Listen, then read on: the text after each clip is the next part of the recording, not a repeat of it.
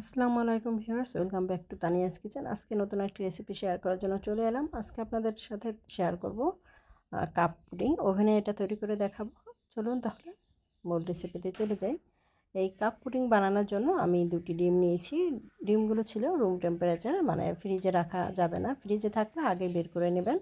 সাধারণ টেম্পারেচার এই ডিমটা রাখতে হবে। ডিম দুটি আমি একটা কাচের পাত্রে ঢেলে নিলাম। দুটো ডিম দিয়ে আমি এই কাপ পুডিংটা বানাবো। আমি এখন এই ডিমগুলোকে ভালো করে ফেটিয়ে নিচ্ছি। খুব ভালো করে এটাকে হ্যান্ড বিটার দিয়ে ফেটিয়ে নেবেন। তারপর এটাকে চিনি দিয়ে দিচ্ছি। এখানে হাফ কাপের মতো চিনি আছে। মিষ্টিটা আপনাদের পছন্দ অনুযায়ী দিবেন, যে যতটা খেতে পছন্দ করেন। অনেকে আছে মিষ্টি কম খেতে পছন্দ করেন, তারা ওইভাবে চিনিটা দিয়ে নেবেন। এখন চিনিটা দেওয়ার পর চিনিটা গলে যাওয়া পর্যন্ত এভাবে ভালো করে ফেটিয়ে নেব, যতক্ষণ না চিনিটা গলে যায়। এখন এখানে সামান্য পরিমাণে ভ্যানিলা এসেন্স দিয়ে দেবো, যাতে ডিমের কাঁচা গন্ধটা না আসে। এই কারণেই কিন্তু ভ্যানিলা এসেন্সটা দেওয়া। ভ্যানিলা এসেন্সটা দিয়ে ভালো করে নাড়িয়ে চেড়ে নেওয়ার পর এখানে লিকুইড গরুর দুধ দিয়ে দিচ্ছি এক কাপ পরিমাণে। ডিমটা আগে থেকে জাল করে ঠান্ডা করে নিয়েছিলাম, আর জাল করে অবশ্যই ঘন করে নিয়েছি দুধটা। আর চাইলে আপনারা এখানে কিছুটা গুঁড়ো দুধও দিতে পারেন যা দুধটা জাল করার সময়, তাহলে কিন্তু আর দুধটা ঘন হলে পুডিংটাও ভালো হয়। এভাবে খুব ভালো করে নাড়িয়ে চেড়ে নেওয়ার পর এক সাইড করে রেখে দিব। এখন আমি এখানে ক্যারামেল তৈরি করার জন্য ফ্রাই প্যান চুলায় দিয়ে এখানে হাফ কাপ পরিমাণে চিনি দিয়েছি আর সামান্য পানি দিয়ে দিচ্ছি, জাস্ট চিনিটা গলে যাওয়ার জন্য। খুব বেশি পানি দেওয়ার প্রয়োজন নেই। চুলার আঁচটা মিডিয়াম হিটে রেখে ক্যারামেলটা করতে হবে। চিনিটা দেখুন গলে এসেছে। এই পর্যায়ে কিন্তু আমি কোনো ধরনের নাড়াচাড়া দিইনি, কালারটা চেঞ্জ হয়ে এসেছে। আমি এখন একটু নেড়ে চেড়ে দিচ্ছি। আর ক্যারামেলটা কিন্তু নাড়াচাড়ার প্রয়োজন নেই, কারণ এটা চুলার উপর রাখলে আস্তে করে কিন্তু এটা কালারটা চেঞ্জ হয়ে যাবে। দেখুন আমার ক্যারামেলটা হয়ে এসেছে, কালারটা খুব সুন্দর হয়েছে। আমি এখন এটাকে উঠিয়ে যে পাত্রগুলোতে পুডিংটা বসাবো সেগুলোতে ঢেলে নিচ্ছি।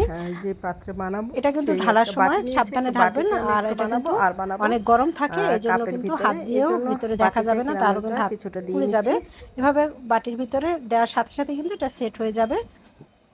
আমার ক্যারামেলটা একটু ঘন হয়েছে, যেহেতু আমি চিনিটা একটু বেশি দিয়েছি। আর এখানে কাপের ভিতরে আমি একটা কাপ নিয়েছি, সেই কাপটার ভিতরেও কিছুটা দিয়ে দিচ্ছি। এভাবে করে আমি যে পাত্রগুলো বসাবো সেগুলোতে দিয়ে আমি এখন পুডিংয়ের মিশ্রণটা ঢেলে নিচ্ছি। যতটা পরিমাণ বানাবেন সেগুলো দিয়ে দেবেন। আমি একটা কাপে করে নিচ্ছি, আপনারা চাইলে একাধিক কাপে এভাবে করে বানিয়ে নিতে পারেন।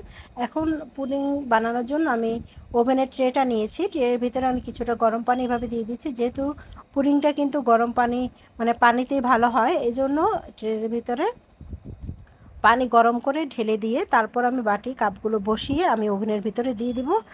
টেম্পারেচার 180 ডিগ্রিতে রেখে আমি এটা করে নেব। আর খুব সাবধানে ওভেনটার ভিতরে রাখতে হবে। আর আমি এখানে 40 মিনিটের জন্য এটা দিয়েছি। আপনারা চাইলে বাড়িয়ে কমিয়ে দিতে পারেন, চেক করার পর যে হয় কিনা সেটা দেখে। 40 মিনিট পর আমি ফিরে এলাম। আমি এটাকে ঠান্ডা হওয়ার পর আমি ফ্রিজে রেখেছিলাম 1 ঘন্টা পর। ফ্রিজে রাখার পর এভাবে সেট করলে কিন্তু পুডিংটা খুব ভালোভাবে সেট হয়ে যায় আর কোনো ধরনের নরম থাকবে না। যেহেতু সব কিছু মিশ্রণ যদি ভালো হয় পুডিংটাও কিন্তু অনেক সুন্দর হবে। পুডিংয়ের কালারটা কিন্তু অনেক সুন্দর হয়েছে আলহামদুলিল্লাহ।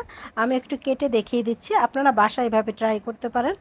খুবই সুন্দর হয়েছে এবং খেতে অনেক মজা হয়েছিল। পুডিংটা জাস্ট অসাধারণ লাগছিল আমার কাছে। আপনারা বাসায় ট্রাই করবেন। আর ভিডিওটি যদি ভালো লাগে অবশ্যই লাইক কমেন্ট করে সাথেই থাকবেন নতুন নতুন ভিডিও দেখার জন্য। আর প্লিজ চ্যানেলটি সাবস্ক্রাইব করবেন। ধন্যবাদ সবাইকে। আজকের মতো এই পর্যন্তই। আল্লাহ হাফেজ।